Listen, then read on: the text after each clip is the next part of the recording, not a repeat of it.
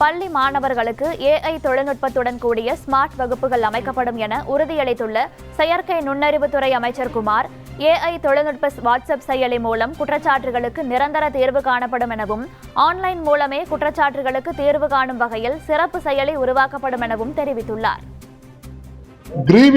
கஸ்டமரோட கிரீவியன்ஸ் புகார்களை கொடுக்கறதுக்கு அவங்க நேரா வரணும்னு அவசியம் இல்லை.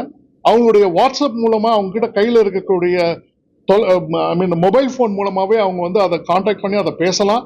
அதை பேசி அந்த புகாரை வாய் மூலமாவே பேசி அந்த புகாரை அதை அவங்க நடைமுறை கொண்டு வரதுக்காக அந்தந்த டிபார்ட்மெண்ட்டுக்கு அந்தந்த எம்எல்ஏ அந்த டிபார்ட்மெண்ட்டுக்கு அனுப்பிச்சிடுவாங்க. அந்த டிபார்ட்மெண்ட்டுக்கு அனுப்பிச்ச உடனே அந்த டிபார்ட்மெண்ட்ல இருந்து அவங்களுக்கு என்ன நடவடிக்கை எடுத்திருக்காங்கன்றது அவங்களுக்கு வந்து சேரும்.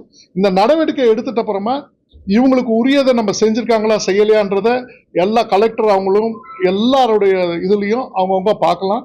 ஸோ இதுல நிறைய இருக்கக்கூடிய அந்த கனெக்ஷன் சார்ஜ் எங்கெங்கெல்லாம் கனெக்ட் ஆகுதோ அந்த கனெக்ஷன்லாம் நம்ம எல்லாத்தையுமே நம்ம கண்ட்ரோல் பண்ண பார்க்குறோம்.